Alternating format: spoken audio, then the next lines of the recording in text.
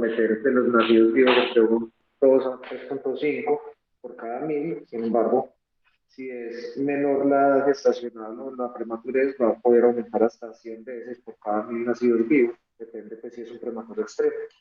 Los niños que tienen una PSI moderada, severa, con un Gross Motor de 4 a 5, son los más susceptibles a padecer fracturas con traumas mínimos, como vestirse o ser transferidos de la cama a la silla.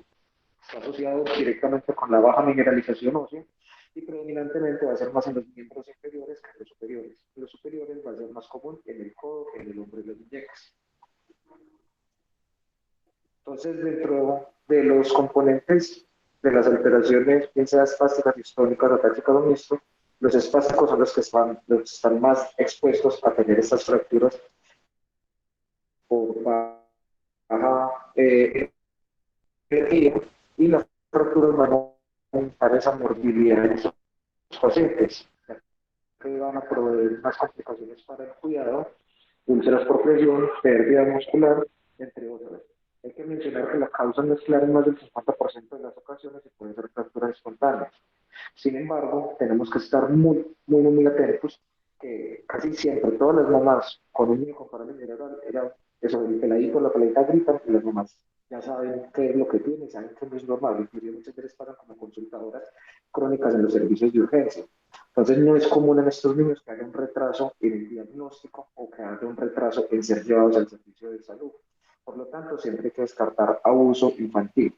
Y dentro de esos trazos, ¿quién considera o cuál, pues, o quién me puede decir cuáles serían los trazos sugestivos de maltrato infantil en un niño con parálisis cerebral? ¿O cuáles son los trazos comunes que se pueden encontrar en un niño con parálisis cerebral? Juanita sabe de eso.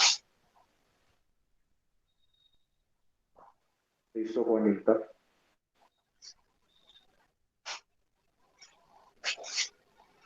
Juanita, ¿estás por ahí?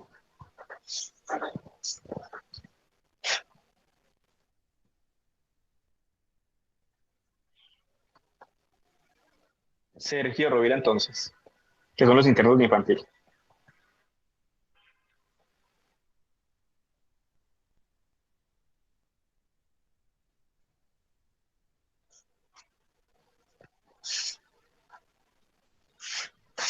Bueno, parece que no están, entonces Vallejo.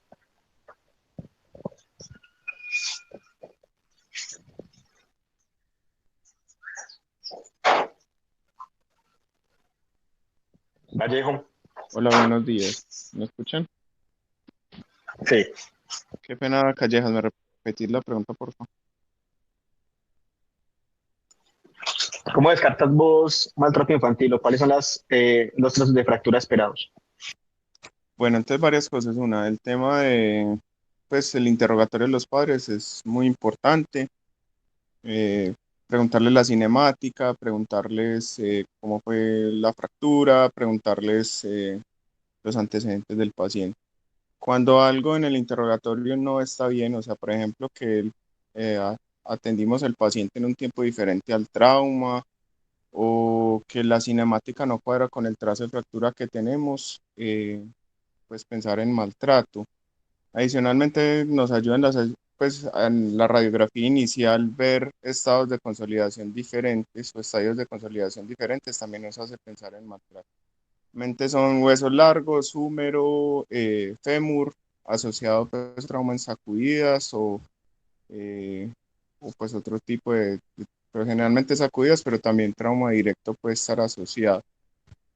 Sería como eso.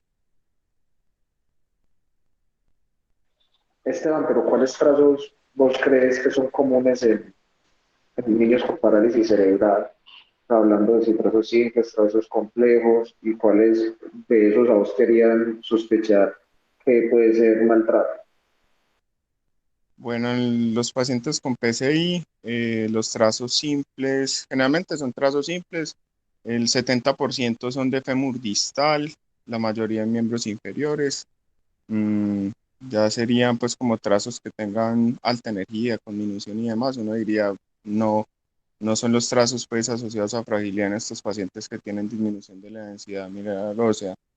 Lo mismo trazos pues en miembro superior, generalmente es en miembro inferior. Mm, sería como eso. Esteban, perdón, cuando no están hablando de Listo. trazo simple, ¿qué quiere decir eso? Porque es que siempre lo enseñamos y lo aprendemos, y es que los trazos los clasificamos en un corte transverso, un corte oblicuo, un corte espiroideo. Entonces, a partir de ese tipo de trazos en la imagen, no simplemente un trazo simple, cuando sospechamos que se trata de un maltrato.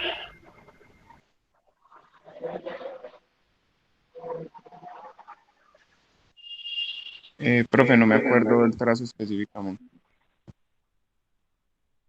Esteban, sigue, por favor.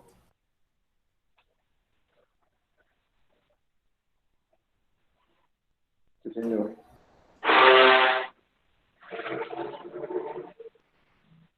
Entonces, volviendo entonces a la epidemiología, ahorita vamos a ilustrar eso con un caso. La prevalencia puede ser hasta el 12% según las series, pero quizás la más sedimentada, más bien con los laboradores. Lo que nos dice es que en un grupo motor, 3 al 5 hay una incidencia hasta el 9,7% de este tipo de fracturas. Como dijo, en Vallejo van a ser más de los miembros inferiores en un 70-80%. Casi siempre van a ser en la diálisis del pulmón y. Sin embargo, dentro de lo que se ha visto o lo que ha alcanzado a percibir en las clínicas, que las fracturas alrededor de la cadera en región subtrocantérica también pues, son muy comunes. Lo importante es que las complicaciones se pueden presentar hasta en un 10%, la morbilidad de una inmovilización o dolor y unas nuevas fracturas. Dentro de la fisiopatología, tenemos que recordar que el hueso se va a formar dentro de los componentes que van a ayudar a su formación. Van a ser la nutrición, la carga, para hacer las leyes de Wolff, factores genéticos y la contracción muscular. Pero en los pacientes con PCI, todo eso lo tenemos alterado. El grosor de las corticales, la infección ósea, la falta pues, de apoyo, depende pues, del grosor motor que tengan, y la parte pues, de nutrición. El componente espástico nos va a dar un catabolismo constante y muchas veces si está acompañado también de una sonda nasogástrica o de una gastrostomía, también vamos a tener unos problemas de nutrición. Los factores de riesgo, los principales van a ser, según los estudios, los que están resaltados en rojo, el uso de anticonvulsivantes, especialmente el ácido valproico, y la mala nutrición en esos pacientes que están con gastrostomía. Sin embargo, también tienen pues un OR significativamente importante, las contracturas severas en esos pacientes no deambuladores, la baja densidad mineral ósea, que hayan tenido fractura previa, el uso del, perdón, la deficiencia de vitamina D, especialmente con anticonvulsivantes que se aumenta el catabolismo de los mismos, y la inmovilización posterior a cirugías. Esta inmovilización posterior a cirugías va a generar pues, un riesgo de refractura en los 12 primeros meses, o sea, en el primer año. Dentro del diagnóstico vamos a tener que el niño va a tener un llanto constante, tejidos, deformidades evidentes, zonas de presión, edema, dolor a la palpación, y siempre debemos descartar la violencia. Entonces acá un caso que me facilitó el doctor. Acá todo lo que es un paciente adolescente, y una vez pues el paciente no tiene unas imágenes y una historia completa porque está siendo cuidado pues por una madre sustituta. Entonces tiene 16 años con una PCI 1/5, accedió a una madre sustituta, se le hizo a los 7 años una osteotomía varizante por una cadera paralítica luxada y posteriormente se le retiró la placa, no se especifica la fecha y tampoco se cuenta con imágenes ni historia clínica donde podamos ver ni la osteotomía ni el retiro de la misma. Sin embargo, el presente año inicia con dolor en cadera y llanto. Inicialmente acude directo a la unidad intermedia, donde lo tocan, no le mandan radiografía y lo mandan para la casa con analgesias. Y posteriormente el paciente reconsulta por dolor y de ahí se toman radiografías y diagnostican una fractura de fémur proximal. Es remitido al Hospital San Rafael, donde se toma tomografía y remite a la ortopedia pediátrica. Acá es valorado por uno de los ortopedistas y encuentra una fractura con un hueso escleroso, se interroga un poco de fractura fractura previa con signos de remodelación. Entonces, este es el resultado después de la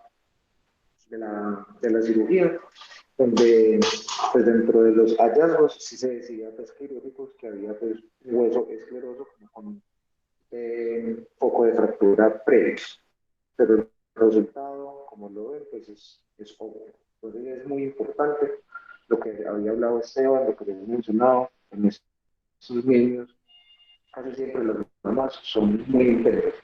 Cuando esa historia no cuadre, pues sospechemos porque eso también está dentro de nuestro haber médico. Entonces también entre el diagnóstico, la adecuada historia clínica, vamos a clasificar según la severidad de la PCI, según las escalas que sí contamos, esto es importante pues, en el aspecto clínico, pues para saber que las personas o los niños que tengan un motor 1, 2, 3 van a tener mejor carga, mejor capacidad de deambulación, por lo tanto, pues van a tener una mejor salud ósea, y ya los 4, 5, 6 son los que van a estar más limitados y con más, y van a estar más propensos a este tipo de fracturas. Van a tener la radiografía del segmento comprometido, y en algunos textos, en algunos artículos mencionan que especialmente los pacientes con gross motor 4 y 5 sí deberían tener una densitometría ósea. Esta densitometría ósea se debería hacer de manera anual, y una disminución de 2 desviaciones estándar en el Z-score nos daría un diagnóstico de osteoporosis. En los rayos X, entonces vamos a ver huesos con características anormales, hueso alargado con unas corticales disminuidas, la disminución en la mineralización ósea según la densitometría, un aumento del patrón trabecular y un efecto de hueso lavado, si no tuviera toda la, pues como toda la calificación que uno acostumbra a ver, o llevándolo pues a un panorama clínico normal, cuando vemos una osteopenia por desuso en pacientes inmovilizados por mucho tiempo. Entonces, en este estudio cross-sectional, donde se incluyeron a 619 niños en 18 centros, se les realizó pues, la densitometría. Dentro de los problemas hubo, pues, para la medición de la misma, las contracturas severas, cuando había presencia de material de osteosíntesis, presencia de escoliosis o alguna displasia. Se midió en el fémur lateral, la zona 1 metafisiaria, la zona 2 la transición metadiafisiaria y la zona 3 diálisis. Y se encontró un Z-score menor de 2 en el 77% en pacientes con un gross motor entre el 3 y el 5. Y una caída de menos 1 de desviación estándar en el Z-score aumenta entre 6 y 15% el riesgo de fractura. Entonces acá viene lo más importante, prevención. La terapia física. Entonces en esos pacientes que son deambuladores, entonces va a estar encaminada a aumentar la densidad mineral ósea. Hay colaboradores en un estudio de 8 meses con terapia obsesa, 9 niños con gross motor de 1 a 5, aumentó pues 5.6 los valores de densidad mineral ósea, Cautón y colaboradores en un RCT, cuando solamente hacía pues en pacientes gross motor 3 y 4. La duración del parado estático simplemente es que se pararan en el caminador y soportaran X número de tiempo, y después, al final de la terapia, duplicaran el número o el tiempo inicial que estuvieron parados, aumentaba un 6% esa densidad mineral ósea. O sea, no se necesita hacer una terapia muy completa, pero sí por lo menos hacerle al hueso algo de carga y algo de estimulación.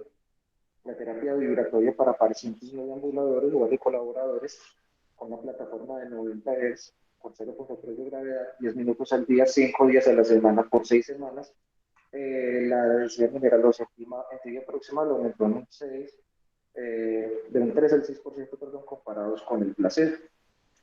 Eso es un tema que me llamó mucho la atención, es porque casi nunca lo vemos, o por lo menos dentro de mi experiencia no, y es el uso de glufonatos.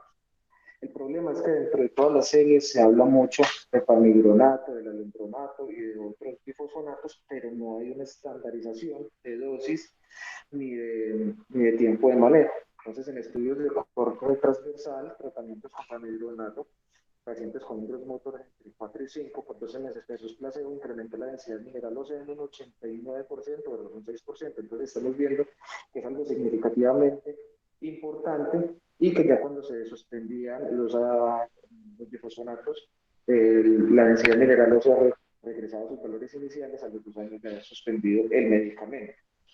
El calcio y la vitamina D también es muy importante, especialmente porque el fenobarbital y el ácido valproico van a aumentar el metabolismo de la vitamina D. Entonces, un tratamiento con 5.000 unidades al día por 3 meses y 5 miligramos de calcio al día aumenta los niveles de calcio y va a disminuir los niveles de la fosfatasa alcalina, también está hablando del catabolismo óseo. Suplemento aumenta la densidad mineral ósea, pero no es suficiente para disminuir el riesgo de fracturas por fragilidad. Entonces, ahí es donde debemos preguntarnos, o sea, sería conveniente, por ejemplo, que un endocrinólogo pediatra nos estuviera tratando a esos niños con growth motor 3, 4, 5 para estar haciendo pues, un adecuado manejo de la salud y el metabolismo óseo. Esto de todas maneras todavía queda pues, en una recomendación. Este metaanálisis de 2015 con unos estudios de RCT de corte transversal y casos y controles, pues hay una tendencia a favorecer el tratamiento con bifosfonatos. Sin embargo, como les mencioné, falta estandarizar dosis y tiempo de duración, entre los cuales incluye el panigronato y el alendronato. Entonces vemos pues en esta imagen donde sí, claramente pues la intervención favorece el desenlace de aumentar la densidad mineralosa. Pero entonces ya cuando está la fractura, ¿qué es lo que vamos a hacer? ¿Cómo la vamos a tratar? Desafortunadamente no hay un estándar de oro, no hay una receta. Entonces nosotros podemos hacer fijación con pines, podemos hacer reducción de articulación interna, manejo conservador, manejos mixtos, podemos utilizar clavos endomedulares. Simplemente tenemos que caracterizar la fractura, el segmento, el paciente, la familia y todo su entorno, porque así es donde vamos a definir qué es lo que le vamos a hacer. Y después vamos a ver entonces si le vamos a hacer placas, si le vamos a poner placas bloqueadas, si le vamos a poner placas convencionales, si le vamos a poner pasivas, si le vamos a poner lo que sea. Simplemente cada una tiene sus posibles desventajas. Por ejemplo, el manejo conservador, la mala unión es más común, va a haber mayor fragilidad ósea porque va a haber más tiempo de, de inmovilización. Y en el quirúrgico sí vamos a tener mejor alineación, pero vamos a tener más desperiospización. Y también pues, en algunas partes mencionan que el tiempo de consolidación cuando es manejo abierto va a ser mayor que con el manejo conservador. Esto pues explicado por la violación pesada a las estructuras blandas y la especialización. Entonces, en las fracturas deficiarias se podría realizar reducción cerrada y espica. Hay que evaluar las contracturas. Si la contractura no nos va a dejar poner una espica, entonces probablemente este no va a ser el método ideal. Entonces ahí ya pueden jugar los clavos flexibles y cuando tenemos riesgos de refractura, proteger el hueso. Entonces, ¿cuáles son esos riesgos de refractura? Pacientes que tienen una espasticidad, unas contracturas muy marcadas y que generalmente hayan tenido otras fracturas asociadas pues, a su estado de parálisis y el gross motor, o que si tenga pues, una densidad mineral ósea, medida por un Z-score menor de 2. Pero desde que se puede hacer conservador, se debería intentar. En las fracturas supracondilias se pueden utilizar pines cruzados, périlos y dientes, pero es importante que estas inmovilizaciones no van a impactar o van a empeorar las contracturas. Y las placas se deben utilizar cuando son refracturas o tienen unas deformidades si uno quiere corregir en el mismo acto. No hay una opción superior, simplemente todas hablar los condicionantes, como les mencioné, los básicos del paciente, los de la familia, los del entorno, y obviamente pues la capacidad de acceder a los servicios de salud. Tiene que valorar ese riesgo de refractura, valorar esas contracturas y deformidades, valorar la deambulación del paciente. Entonces,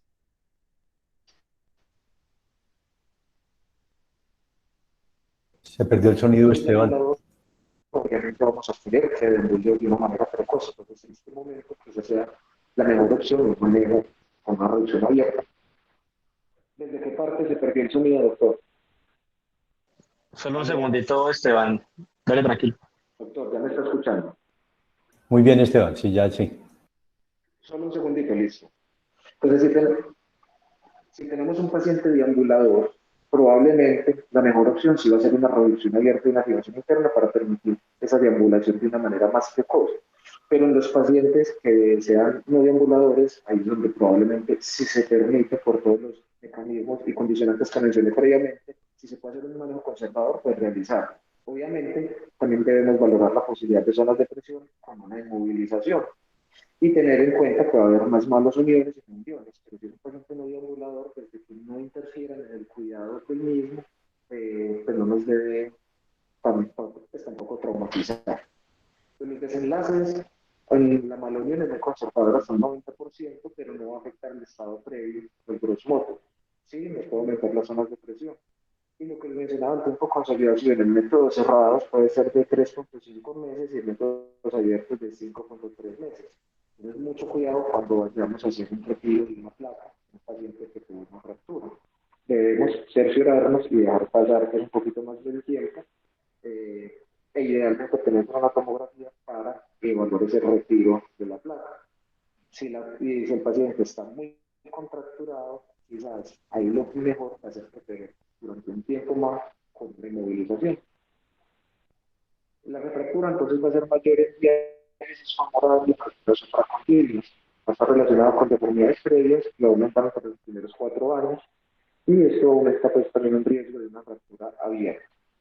De los procedimientos adicionales es indispensable el manejo de la espasticidad en caso de ser pues, disponible, ya sea con botox, baclofeno, también se le pueden hacer telectomías, se le pueden hacer mesotomías, varias técnicas, el manejo de las contracturas y mantener las caderas reducidas, como es el motivo pues, de esta charla, y la podemos tratar de una manera posterior.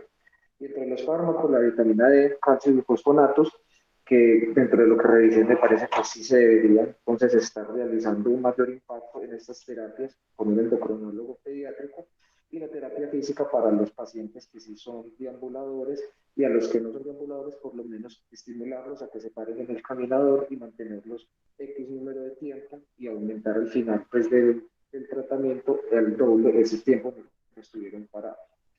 Entonces, como conclusiones, los pacientes con PSI motor 4 y 5 son los más expuestos a tener este tipo de fracturas. Siempre debemos descartar el abuso infantil, especialmente esos pacientes vulnerables. El tratamiento debe ser holístico, no solamente es tratar la fractura, va a tener mejores desenlaces en la alineación, la fijación, menor tiempo de consolidación en métodos cerrados, pero con los más riesgos pues, de mala unión y de zonas de depresión. Hay que evaluar siempre el estado del paciente, ya que lo primordial es la prevención. Muchísimas gracias. Esteban, muchísimas